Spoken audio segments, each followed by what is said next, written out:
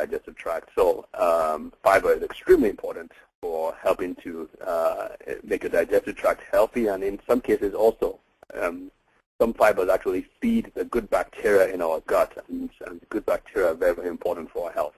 Glyconutrients for cell-to-cell communication, very, very important phytochemicals for antioxidants and for anti-inflammatories. Lots of these juices that are coming out now have these phytochemicals that help to provide those very large amounts of anti-inflammatories and antioxidants. Phytosterols, of course, are for glandular function and plant hormones.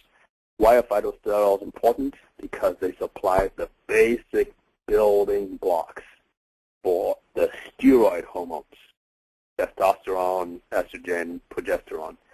Here's the thing, folks. We want to give the body not the finished product as much as we want to give the body the building blocks. Because, again, the body has its own intelligence. Your body knows how best to use the building blocks and create whatever is lacking. If you just come from the outside and just load your body with estrogen or progesterone, for instance, your body is belabored with this load and has to try and balance things out, so it's spending a lot of energy trying to seek that balance. But if you give it the building blocks, well, it takes what it needs and it discharges what it doesn't need. And so you're aiding your body more than you're burdening it. So very, very important to get phytosterols, and there's some good supplements that contain them. Dioscorea bellosa is a wild yam, Mexican wild yam, which has some really good amounts of these phytosterols in them. Let's move on. Glyconutritionals, I have to talk about this because it just plays a huge role, especially in what we're talking about here. There are about 8 sugars which we refer to as glyconutritionals, and these sugars play a huge role in several things, from cell-to-cell communication to the immune system function to just basically the general well-being of the cell. And if you remember the quote we said at the beginning, I mean, we mentioned things like constant communication has to go on. The messages must be sent via nerves, also via the bloodstream in the form of hormones, local signaling molecules. Whether it's through the nerves, via neurotransmitters, or by hormones, or just by local signaling molecules, whatever way impulses are sent, whatever way information is sent, it is always, always, always received by way of certain things in the cell called cell receptors. And those are these things sticking out of the membrane. This is actually the membrane of a cell. It's actually meant to be this large circular thing. They are all these structures sticking out of the cell, and these structures are made up of proteins. That blue part is made up of protein or a lipid, and these branches you're seeing on the top are made up of combinations of those 8 sugars that we just mentioned. Without these 8 sugars, which act as your sensory organs in the cell, without those 8 sugars, your cell would not be able to function because it would not be able to receive information. And information is critical for life. So there you have it again. I mean, the whole system is maintained, and it's allowed for these arrows to flow on without interruption and disturbance. Information must be sent and received, and glyconutritionals play a huge role in that whole process. Yeah, you're absolutely right, Dr. David. And of course, I lecture on this, as you do, all over North America. And as a chiropractor, one of the things that I wanted to point out, I wrote a chapter a few years ago in a book called Structure and Function. And of course, we know that also a big part of that is, I call it the hardwiring. What you just did such a great job in encapsulating these important sugars in these neurohormonal connections, and that's the cellular communication. It's the wireless system in our body, and it's the biochemical aspect that our cells need, and the humoral, the hormonal system that travels in the bloodstream, and it also travels from cell to cell in the brain. We also need, as a chiropractor, I got to say this, we need that hardwiring, and that's where the central nervous system, brain, and spinal cord connect directly with those tissues, including the skin. We got a lot of nerve endings on the skin as well. We got a lot of nerve endings internally as well as so. Right. So that's that hardwiring component, and so I had to get that in there. My chiropractic soul demanded equal, not equal time, because I know this is your show, but I had to say that. But yeah, it's both hardwiring and soft wiring. The software rather, or the system. The Microsoft, which is the glyconutrients, that really literally runs the cellular communication system. Right. I like the way you brought that up. I mean, there's the software, I've forgotten how he mentioned it, but yeah, that's what it really was. This is software that's the intelligence of the system. Of the hardware could be the genes and the proteins, but the software and how the whole flow happens between cells. Yes, that's the glyconutritional to play a huge role in that.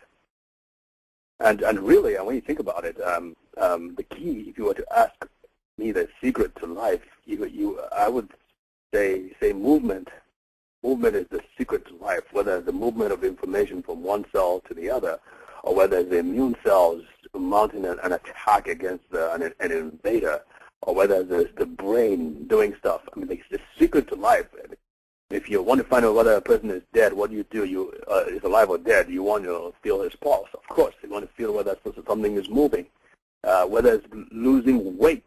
Oprah had found this out the hard way. I mean, she had all the money in the world, but it was only until she committed to exercising six times at least a week. That's when she began to lose weight and keep the weight off. It was movement that was the key. And so really the secret to life is movement.